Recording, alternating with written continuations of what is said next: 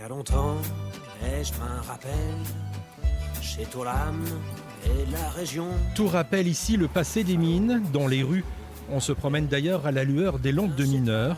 À Fresnes-sur-Escaut, on aime se replonger dans cette histoire incroyable. À l'époque, bien sûr, il fallait creuser. Et la première veine ici a été trouvée quand même à 70 mètres de profondeur. Et donc, le seul moyen d'y arriver, c'était de creuser et de placer des échelles en bois. C'est donc le 3 février 1720 que l'épopée du charbon dans le Nord-Pas-de-Calais commence. Une grande partie des richesses de notre territoire découlera de cette découverte et du travail de ces hommes de l'ombre.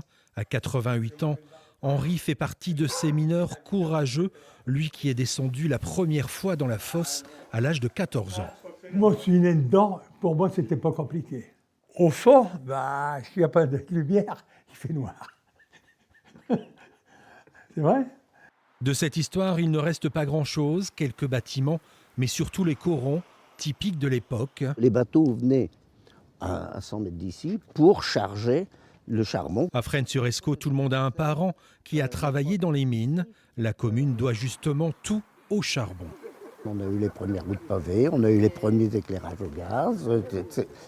L'essor industriel est vraiment parti de Fresnes. Et d'ailleurs, essor industriel, essor démographique, essor commercial. L'histoire industrielle du Nord-Pas-de-Calais a donc commencé à s'écrire ici, il y a 300 ans. Le charbon et la vie de ces mineurs resteront gravés à tout jamais dans notre mémoire collective.